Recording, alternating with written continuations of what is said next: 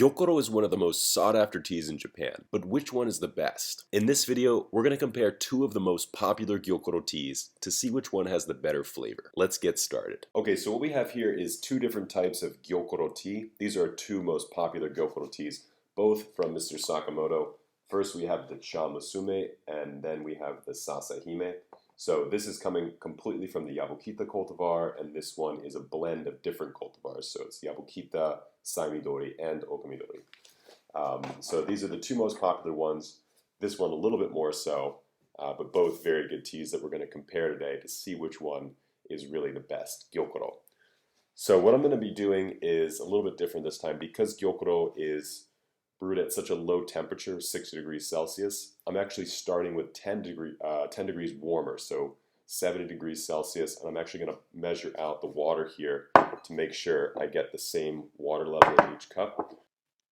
Okay, so here I have two different cups measured out, so you can see that the water level is the same. Now, this is a trick that we learned at a tea shop in Tokyo. The tea master told us that you can cool off the water by 10 degrees just by pouring it into a cold cup. Each cup that you pour the tea into, you lower the temperature by about 10 degrees Celsius, so 18 degrees Fahrenheit, using this method if you want to. And this is a good method to use because a lot of people have a temperature controlled teapot, or a tea kettle, I should say, electric kettle, that doesn't go down past 70 degrees Celsius. And for Gyokuro, you really want it at 60. So one way to accomplish this is by using this cup method, where you start a little bit higher, you pour it into a cup, let it sit for a few seconds, less than a minute, and then it will cool down the tea by roughly 10 degrees Celsius. So it's not a perfect measurement, but it's a pretty good way, if you don't have a thermometer at home, to cool down the water. In this case, I'm doing it just so I can get the water levels perfectly even. I thought it would be a good way to accomplish that. So a little bit about these teas. We're going to let them brew for 2 minutes, and I'll explain why in a little bit. So Gyokuro is the most sought after leaf tea in Japan. So it's made from tea plants that have been shaded for 3 weeks prior to the harvest. Why does the farmer do this? This is to maximize the sweet flavor of the tea, because when the tea plant is exposed to sunlight, it's going to convert its theanine, so its natural kind of sweet amino acids, into catechins. These are the antioxidants.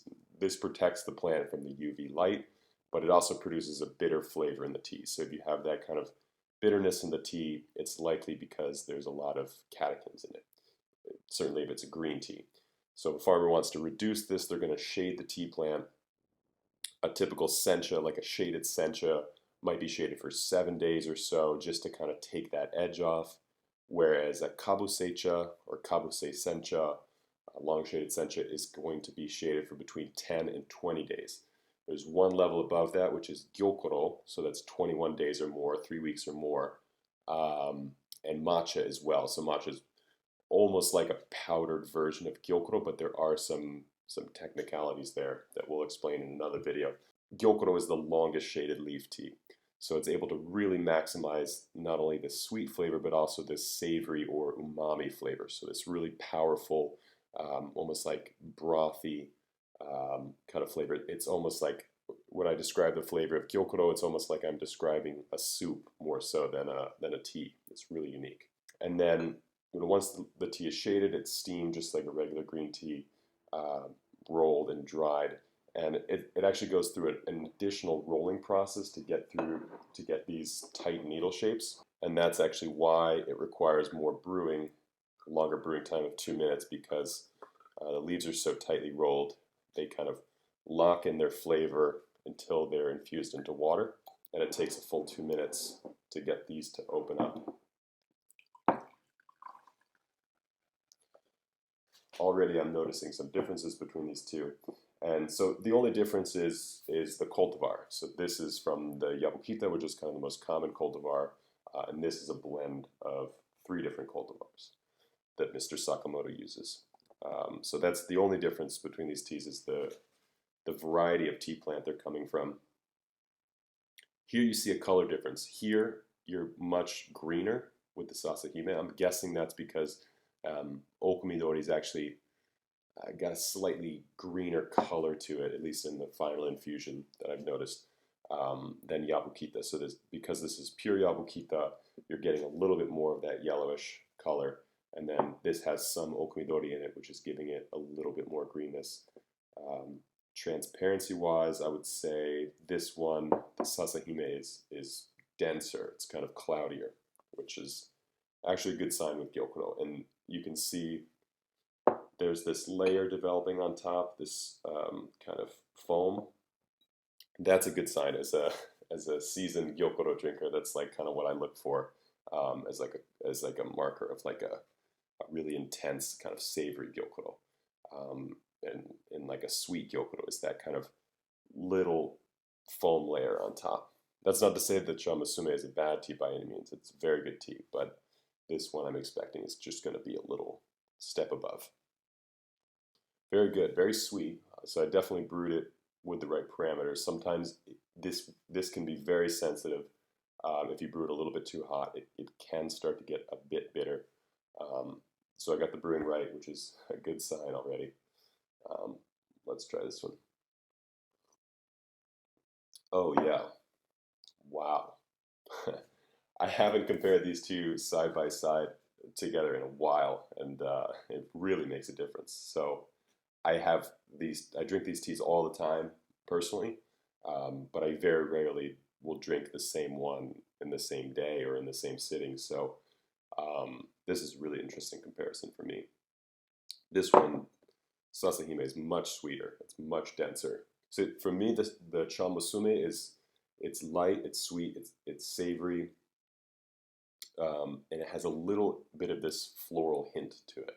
Yeah, so in the end, there's kind of this very distinct kind of flowery note to it, whereas the Sasahime has so much more complexity in that. I'm trying to really unpack it. It almost has like this warm sweetness to it. So here you're very much in like the cooler sweetness, the more vegetal sweetness. Here you're getting a little bit into like the brown sugar type of sweetness, which I get in the Cha-Meijin, which is a Gyokuro made entirely from the Saimidori cultivar. So this one is the blend here, and then we have from Mr. Sakamoto, we have the Saimidori that is all, or so we have the Cha-Meijin, which is all Saimidori, and then we have the Wakamusha, which is all Okumidori. This one is all Yabukita, as I mentioned, and then this is a combination of the three. So this you would expect to be the most kind of nuanced and balanced. I'm definitely getting that here. I'm getting that warm sweetness, that warm kind of brown sugar sweetness. I'm getting the grassiness. I'm getting kind of like the sweet corn edamame flavors coming from the tea. Really nice. I'm getting a little bit of that seaweedy flavor that a lot of Gyokuro drinkers are really looking for. Yeah, this one just lacks a little bit of complexity in comparison, but still very good. Yeah, very sweet, very savory.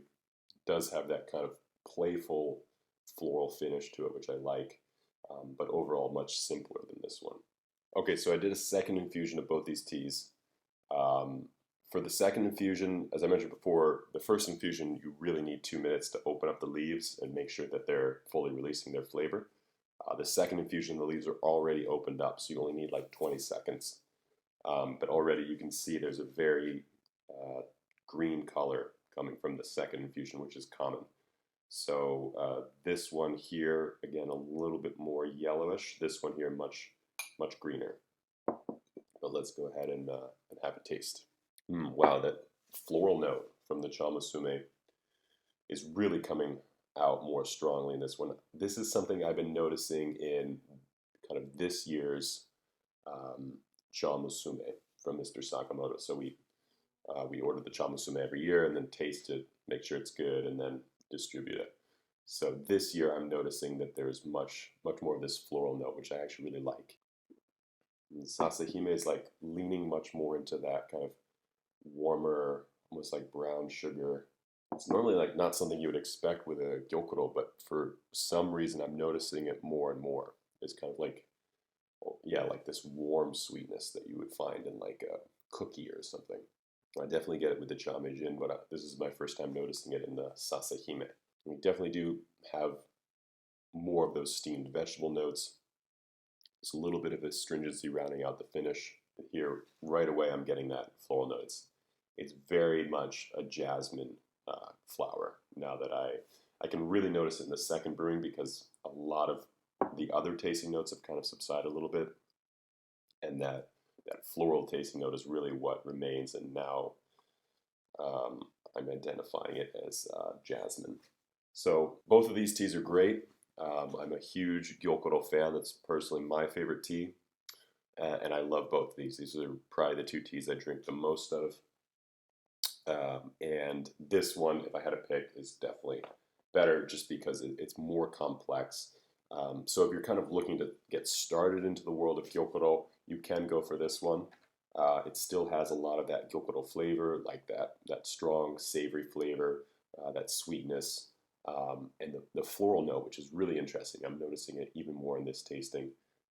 So definitely a good place to start. But then as you get more advanced, I would encourage you to try the Sasahime, just because it has that extra layer of complexity. So when your palate develops a little bit and you're able to pick up different flavors and you want to kind of challenge it a little bit, go for the Sasahime because it's a really unique tasting experience.